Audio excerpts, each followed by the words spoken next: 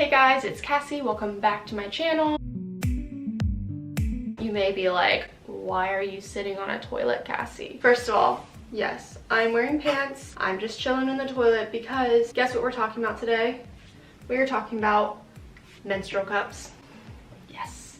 Hello. So I accidentally filmed way too long of a video, so I split it into two. So if you haven't seen part one of this, go back and watch it. I will put it up here that you can click on. It's also going to be down in the description below. So go watch that. Otherwise, enjoy the video. Hey Brutus, what are you doing? Okay.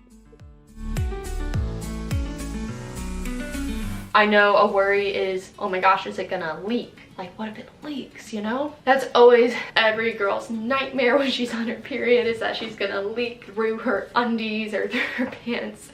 But I have only fully leaked one time while wearing the cup, and I don't really know what went wrong. I guess it just wasn't fully open and I didn't realize it, but it's only been one time in 2 years. Granted, someone else I know has had a few more leaks than that, so it really depends on the person, but I always try to make sure that it is 100% in there and suctioned before I leave so that I don't have to worry about that, because that's just an added stress that you don't need in your life. Onto the tips. So you got this thing, how do you get it up in you? So there's a few different ways that you can fold it and put it up in you. It actually comes with an instruction manual, or at least the one I got does, of different ways that you can do it. So I will show you these folds. There's those 3 versions. So let's go with the first one, the 7 fold. Looks like you take it and you fold it and you do like a little 7. Sorry, my hands are disgusting. So I guess that's one way. And then stick it on up in there, and you would want to, the tricky part is you want to hold it like this, you know, to put it up there, and then it would come. And so that's one way. I personally have never done that way, so that's why I was struggling trying to do it. And then there is this way, which I've heard is pretty popular. So you have it and you pinch down the middle like this, squeeze that together. Boop. And then when you hold on to that, it holds on to what's in the middle, and you stuff it on up like that, and then it'll go like that.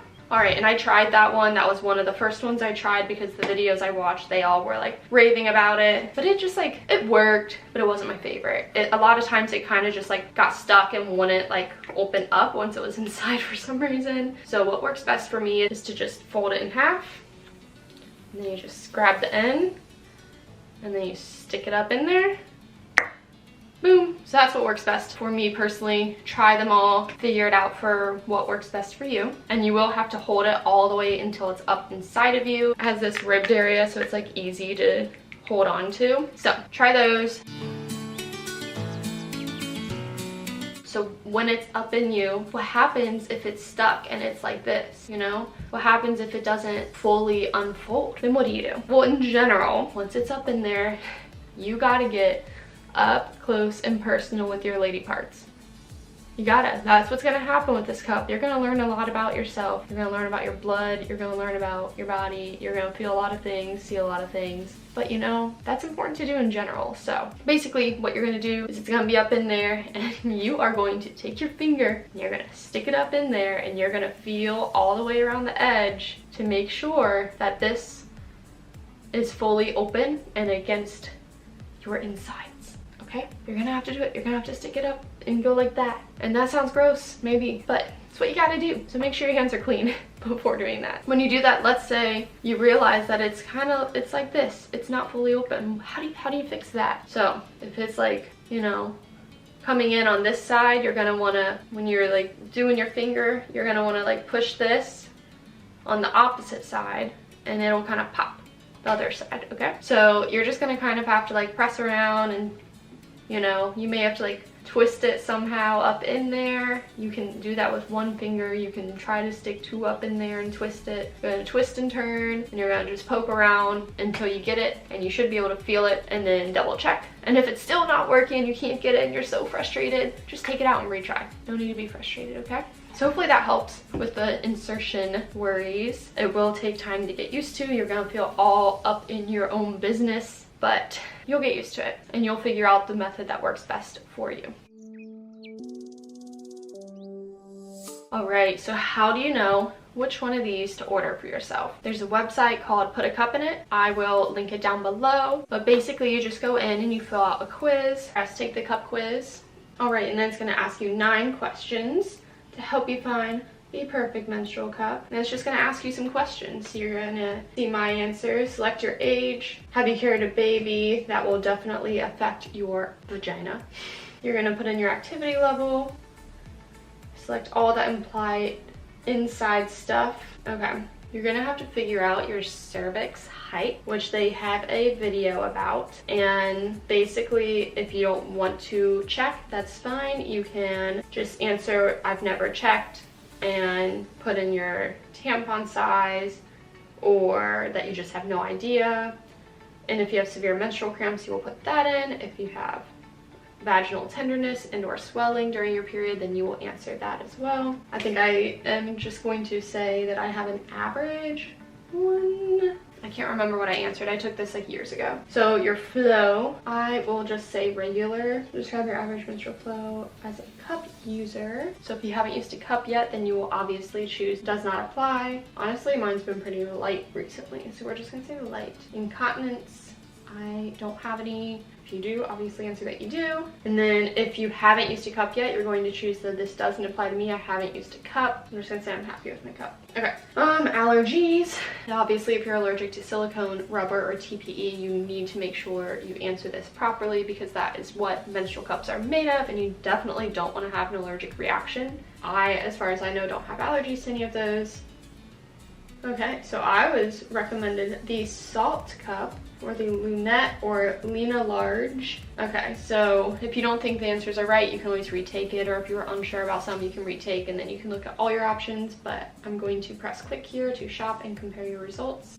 Okay, and then it's going to give you this chart of the options it told you, and it's going to give you where to buy them, and the differences between them, how large they are, the length of them, diameter, capacity, firmness, material, etc, etc, and the general price. So they're all about the same, except this one is a little higher. And then it'll tell you where it's made, which is pretty cool. And then it'll give you a coupon code, which I did use when I ordered mine, so make sure to do that. You'll just copy and paste it. You'll click to the link, copy and paste it. I did get this one, but I got, I think, just the regular size. I don't think I got the large. I think I got the regular clear. No, small. I got the small clear one.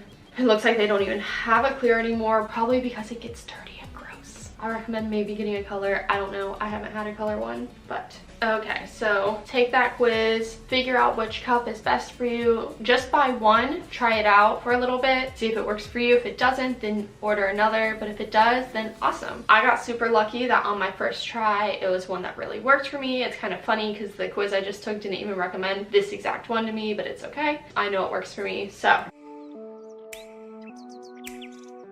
How do you clean it? So every time you change it out, you will want to clean it with soap and water. So it's best to change it out obviously at a sink when you have access to one, which is awesome because tampons you have to change every 4 to 8 hours typically, while cups you only have to change twice a day unless you have a really heavy flow, which could be the case, but like then it's only like 3 times a day or whatever, you know? So basically how you'll want to clean it is when you go to the bathroom, you'll take it out, dump it into the toilet, and then you'll rinse it out in the sink with some soap and water, stick your finger in there, rub it around, get it all clean, and then you'll pat it down with a towel to dry it off. You'll want to make sure that these holes in here are completely cleared out before putting it back up in you, because that's how it suctions and is totally safe for your body. So you'll want to do that, and then depending on the one you get, you'll want to look at the instruction guide for how to clean it. Oh, well, this is interesting. I wish I had read this. To avoid staining, rinse your cup with cold water first. Guess I don't do that.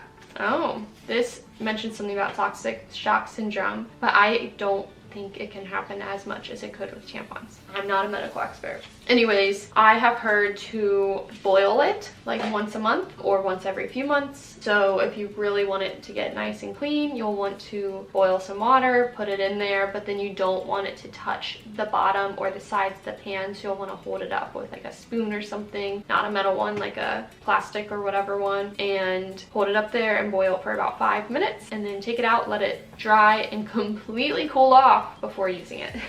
Alright, so another way that you can clean your cup between uses or between periods instead of boiling it, if you don't want to do that, or if it says not to do it every time, or you could do this between every time you use it if you really want.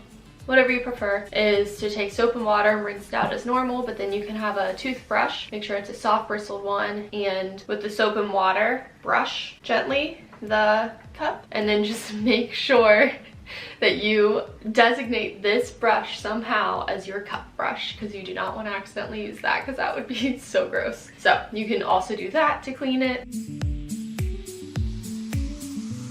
Okay, and then you're like, okay, Cassie, I get it. You only have to change it out twice a day and clean it with soap and water, but what happens if I'm in public and I need to change it? Or I'm in public and it starts leaking and I need to fix it? Then what happens? How do I clean it? How do I make sure those holes are nice and clean and that it's all nice and clean and sanitary to put up in there? I get it. It's happened to me, not often, but it has happened. So what I like to do to clean it in public is I always carry around a water bottle. So what you'll want to do is take it out, dump it, and then you'll take your water, I'm not going to do it, and you'll just pour some into here and swish it around. Maybe take some toilet paper, swish it around a little, and dump it back into the toilet. And then you'll want to take some toilet paper and like clean it out a little. Now this will leave a little bit of like toilet paper dust, you know, which is kind of gross, but that's just how you'll have to do it. If you don't have your water bottle, that's okay, just dump it and clean it with toilet paper. If you're like really brave and ballsy, you can definitely clean it in the sink.